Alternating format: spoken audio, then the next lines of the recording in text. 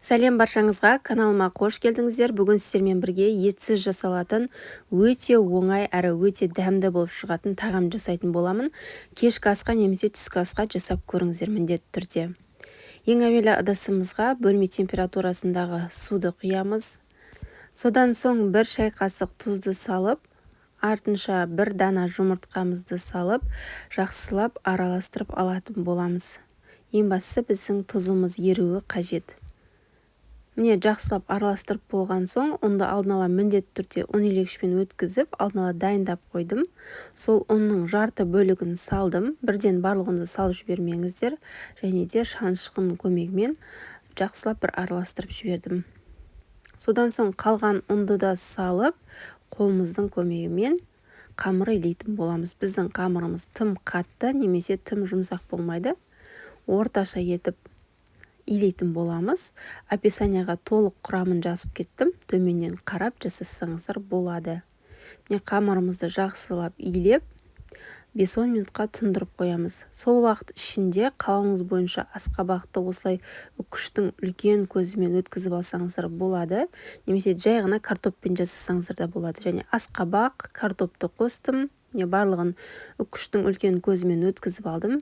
Пиязды ұсақтап турап алдым. Және де қалауыңыз бойынша көк пияз немесе өзіңізге ұнаған аскөктерді пайдалансаңыздар болады. Дәміне қарай қара бұрыш, тұз саламыз. Бізде етсіз тағам болғандықтан орнына 3-4 ас қасықтай сұйық май құятын боламыз. Ет болмаған жағдайда жылдам осылай тез-тез жасасаңыздар болады. Дәмі өте керемет болып шығады. Міне біз салмасын араластырып дайындап қойдық. Қамырымыз 10 минуттай тұнып тұрды. Енді осы қамырды тағы бір рет илейміз. Біздің ию қанған қамырымыз жылтыр болады және жаюға өте ыңғайлы болады. Сол себепті тағы да бір жақсылап қайтарып илеп жібердім. Бізде жылтыр өте әдемі қамырымыз дайын болды.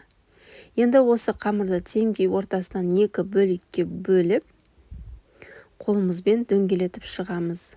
Қамырды тағы бір рет демалдырып қоятын боламыз 5-10 минут шамасында.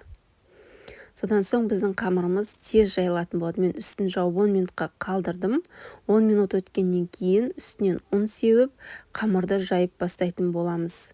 Міне қамырды ең алғашында осылай қолдарыңызбен жайып алсаңыздар, дөп-дөңгелек әдемі болып жайылатын болады.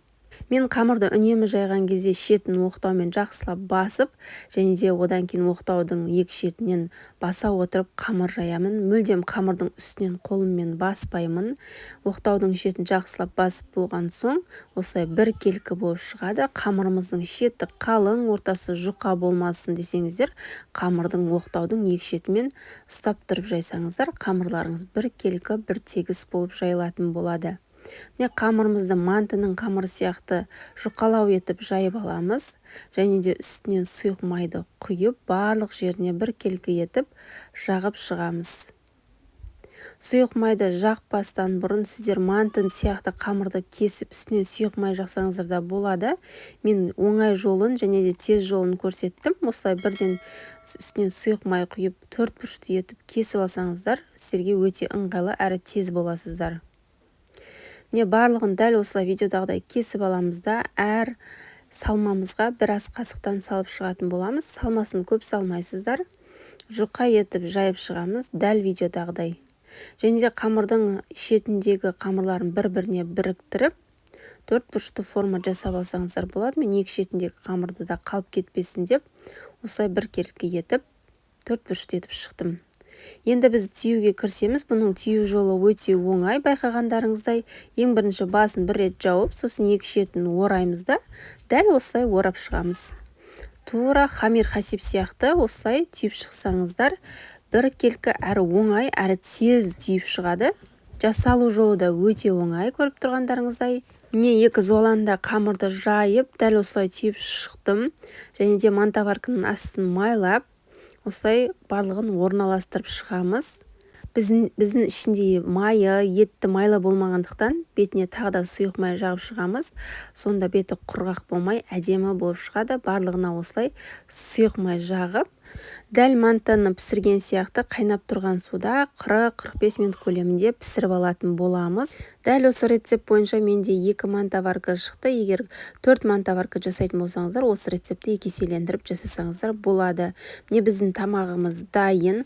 Қасына қалауыңыз бойынша подив жасап ұсынсаңыздар да болады. Мен осылай үстіне аскөк септім. Қараңыздар, өте жұмсақ әрі өте дәмді болып шығады. Тез дайындалады. Ет жоқ кезде әсіресе ең керемет тағамдардың бірі. Міндетті түрде сіздерге жасап көруге кеңес беремін. Видеоны ұнаса лайк басып, төменге өз пікірлеріңізді қалдырып кетуді ұмытпаңыздар. Назарларыңызға үлкен рахмет. Сіздермен болған ләззат.